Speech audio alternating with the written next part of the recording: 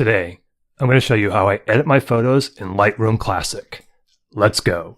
What's up, everybody? Phil with Photo Gear Fun here. Today I wanted to show you how I edit my wildlife photos. We're going to work on this beautiful picture of a belted kingfisher. So this is Lightroom Classic. We're going to just jump into the Develop module. I'm going to reset that edit. And this is what the raw file looks like. So this was taken, you can see the information here. This was taken with the A7CR. I'll have a video on that. Quite a good wildlife camera and the 200-600 Sony lens. But this beautiful female belted kingfisher was posing pretty for me.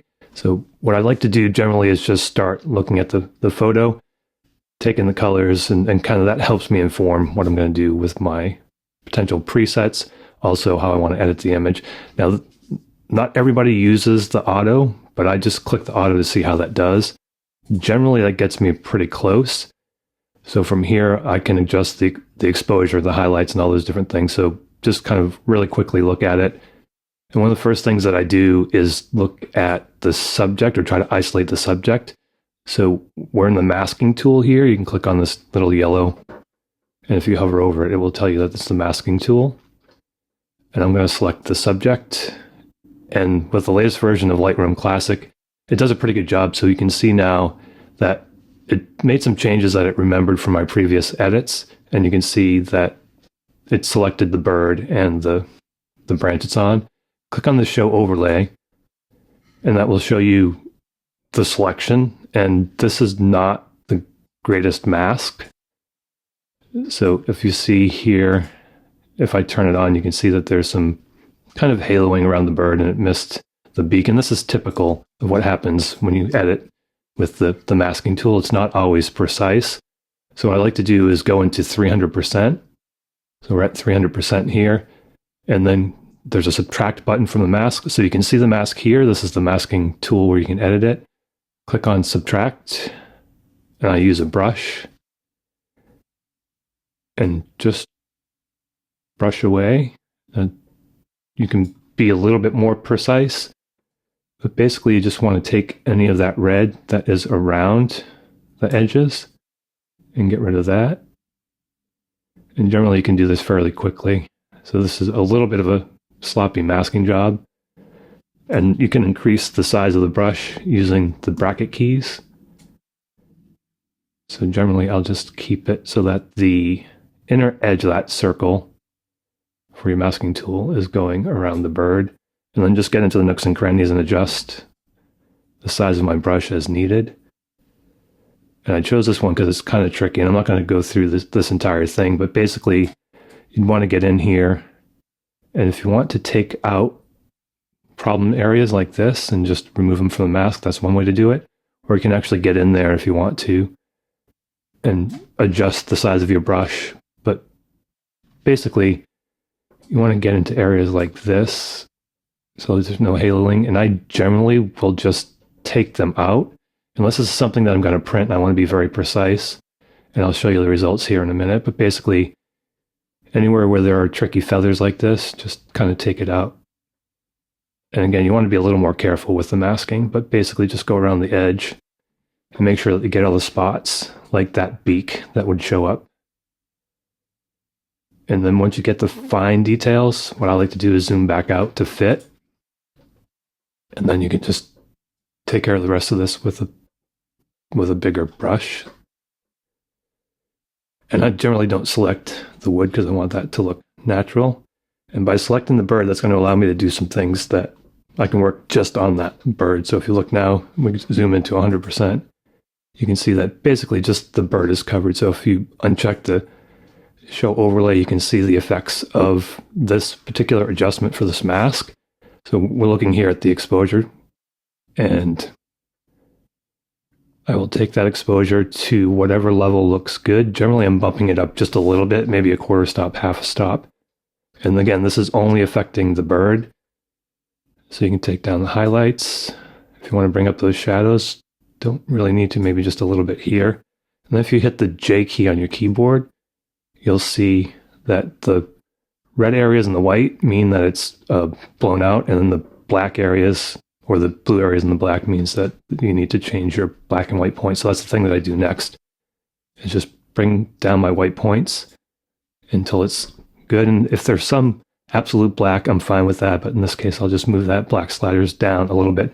So you can see here in the limb that it's on, there's still some blown out or some absolute blacks and a little bit in the wing. But I'm okay with that from a black's perspective. And this panel right now you're looking at is applying again only to this mask. So you can bump up the saturation. I'll take that down a little bit. And as you scroll down through this panel, again, you're looking at affecting just the mask. So you can adjust texture and clarity, which I will sometimes do, but you can see here it's preset from my previous settings. And you can also sharpen locally. So just sharpen the bird if you'd like. I'm going to reset this just by double clicking and take that down. I'll do sharpening at a global level. And so those are the adjustments that I do to the subject. And then once I'm done, you can just click on this again. And that will allow you to be able to see the image. So what I've done basically is just made some adjustments to the bird itself. The next thing I do, and again, this is all personal preference, the next thing I do is crop. And with my wildlife photos, I generally crop 1:1, although, I'll try a few different crops to see.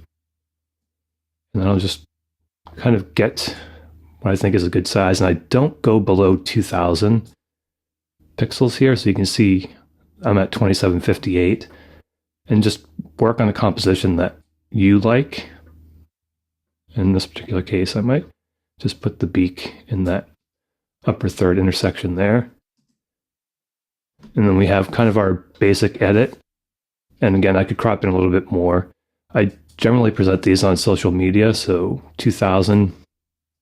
If we zoom into 2000, that's about where I'd like to stay for a lot of pictures. Try not to go below that. So you can see the numbers here changing. And this looks pretty good, this composition. And now you can see that the background on this I kind of like, but let's assume that I wanted to do something to the background. Let's say maybe I wanted to bring the background down. Here you can click on this mask and then select duplicate and invert. And what happens is it takes the mask that you've created and inverts it. So let's say in this particular case that I wanted to bring the background down a little bit. Just same thing we did with the bird, just grab that exposure and you can see you can bring that background down. And again, you have to be careful to look at how that affects the overall image. In this case, I don't really want to, but that's another thing that you could do.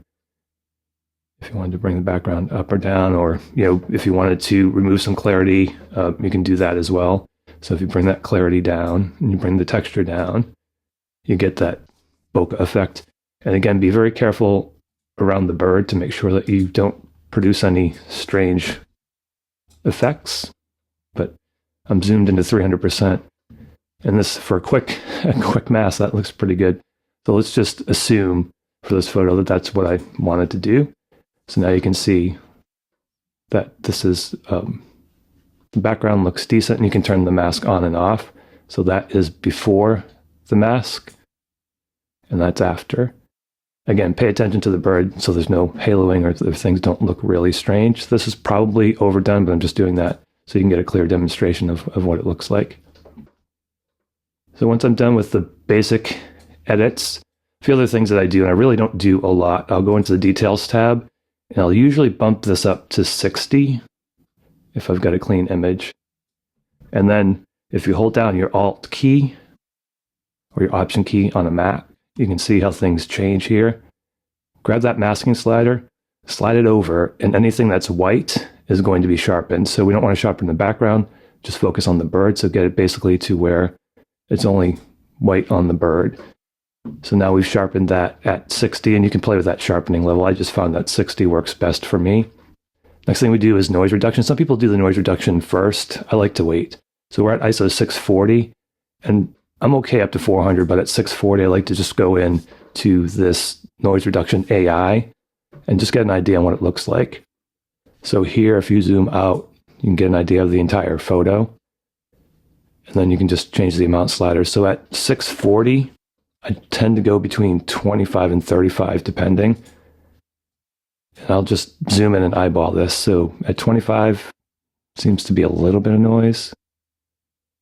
I'll just try 30. And then 35 is usually where I settle. So I think that looks pretty good. I'm going to go ahead and click Enhance here. And you can create a stack if you want. I don't want a stack. I want to see this.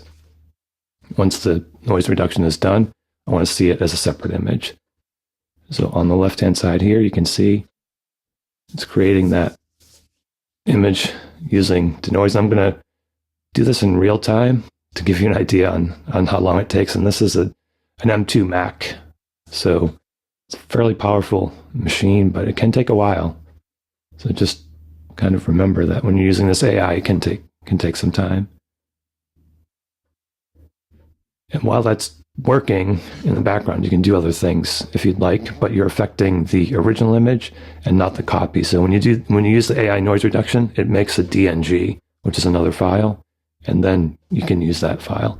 It does help if you close down some programs. I'm doing screen recording here, and I've got some other stuff going in the background. Normally, this is about twice as fast as it's showing right now, but that's something to keep in mind as well. So when you're using these AI features, if you minimize or close the apps in the background, that definitely helps. So now that this is done, you can see there's a separate image here. So here was the original we were working on, the raw file, and then this is the DNG that creates, and you can see it gives it a name. And then I'll just go into 300%, and I know 300% for a lot of people, you wouldn't expect a sharp image, but this A7CR and the 200 to 600 Sony lens produces, this is at 300%, produces just amazingly sharp images. So I look at 300% and just make sure everything looks okay. Again, look for haloing or anything, any weird artifacts that you created. And I think that this is a pretty good shot. One thing I wanted to show is there's a company called BirdSpot that reached out to me, and actually, well, they reached out to their customers and said, hey, we're looking to develop some new bird packs. Can you send us images? And I sent some of these Kingfisher images along. So on the left-hand side, you can see these are presets. And you can see if you roll over each of these presets, it kind of changes the effect. So let's assume that I like this Kingfisher 5, and you can do this first. So if you're going to apply a preset, if you do this first, it'll change the sliders for you on the right-hand side. But let's just assume that I like that one, for example. And then there's a slider here so you can control the amount. You can just dial it into what looks good. And I think that looks pretty good. And you can see it before and after just by moving the slider. So at 60%, that's what it looks like. And that's what it looked like before. So you can see it helps, I think, make the background a little more pleasing. And it affects the birds, the belt too, especially on this female. So those are presets from BirdSpot. If I can find a link, I'll put a link down there. Maybe I've reached out to the company, and maybe they'll give us a discount code. So look in the description. There might be a discount code if you're into presets, and there are a bunch of them for different birds. There's a lot of different presets, so you can check out that link and see if you think that's a good value for you. If so, go ahead and grab this bird pack. If you're not a preset fan, that's fine too. You don't need to use it again. You can just kind of bring it down back to 0%. And that's pretty much it. The next thing I'll do is just export this, and then I'll post it on my social media. Follow me. My social media links are down below, by the way, so you can follow me on Instagram and X and Facebook and all those good things. Hope you enjoyed this video. If you did, please give me a thumbs up. If you like these types of videos, please consider subscribing. Get out there and have your photo gear fun, and I will talk at you again in the next one.